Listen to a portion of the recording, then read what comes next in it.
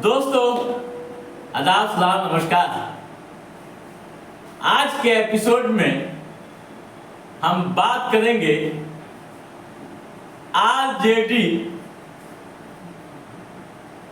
के MY समीकरण के बारे में। राजद की सियासत में इन दिनों क्या चल रहा है और क्या होने वाला है, इस मुद्दे पर हम विस्तार से चर्चा करेंगे और जानने की यह पूरी कोशिश करेंगे कि विधानसभा चुनाव को देखते हुए किस तरह की रणनीतियां आरजेडी परिवार बना रहे हैं। दोस्तों, विधानसभा का चुनाव जैसे जैसे करीब आ रहा है, ठीक उसी तरह से आरजेडी में MY समीकरण को बरकरार रखने के लिए पहल तेज कर दी गई है।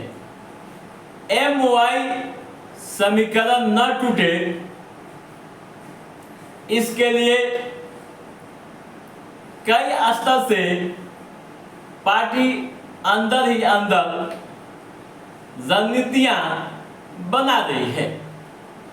इस बीच सियासी गलियारों में एक खास चर्चा सिवान के पूर्व सांसद रहे शहाबुद्दीन के परिवार को लेकर हो रही है। चर्चा क्या हो रही है और जो सवाल सियासी उठ रहे हैं उसके अनुसार कि क्या हेना शहाब व उनके पुत्र ओसामा शहाब की फिर से आरजेडी में वापसी हो सकती है। क्या ओसामा शहाब इस बार विधानसभा का चुनाव आरजेडी की ही टिकट पर लड़ेंगे? कई तरह के सवाल सियासी गलियारों से लेकर आम व खास के बीच होने लगी है। दोस्तों, एक बात समझना जरूरी है सिवान की सियासत को लेकर। जैसा कि आप जानते हैं, शहाबुद्दीन की मौत के बाद उनका परिवार कई चुनौतियों से गुजरता रहा। इस बीच आरजेडी से दूरियां बढ़ गई। हेना शहाब निर्दलीय मैदान में ताल भी ठोकी,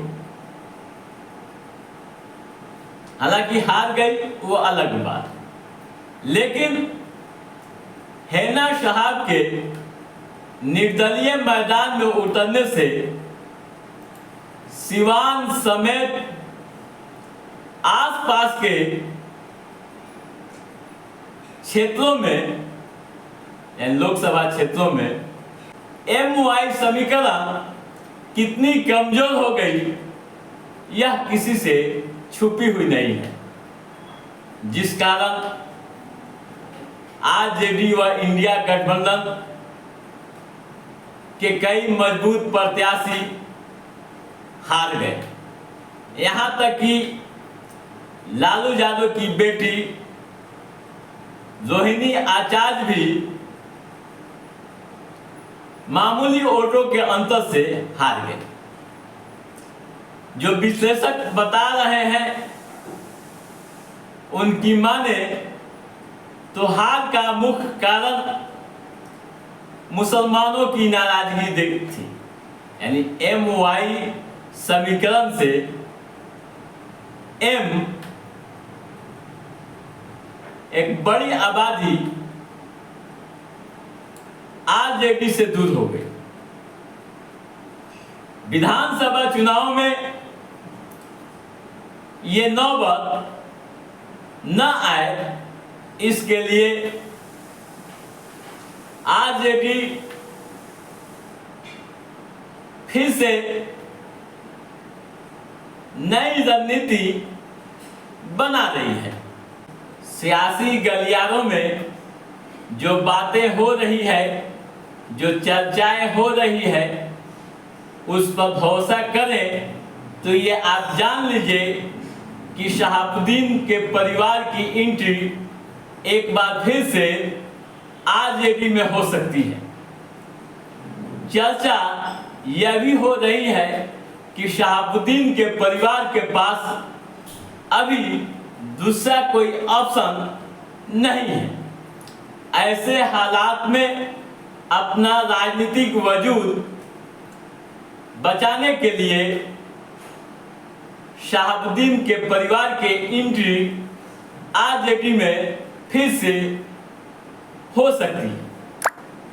सूत्र यह भी बता रहे हैं कि इसके लिए अंदर के खाने में बातें चल रही हैं और यह बातें कितनी हकीकत है यह तो वक्त तय करेगा, लेकिन सिवान के सियासी गलियारों से लेकर राजधानी तक से जो खबरें छन कर आ रही है उसके अनुसार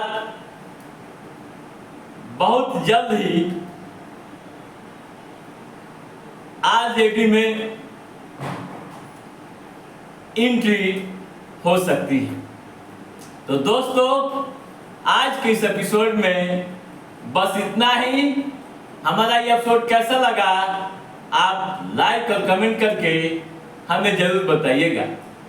यदि आपने हमारे चैनल को सब्सक्राइब नहीं किया है तो सब्सक्राइब भी कीजिएगा, ताकि इस तरह की महत्वपूर्ण गतिविधियों संबंधित जो भी अप टू डेट है उसे हम समय समय पर आपके बीच पहुंचाते रहेंगे।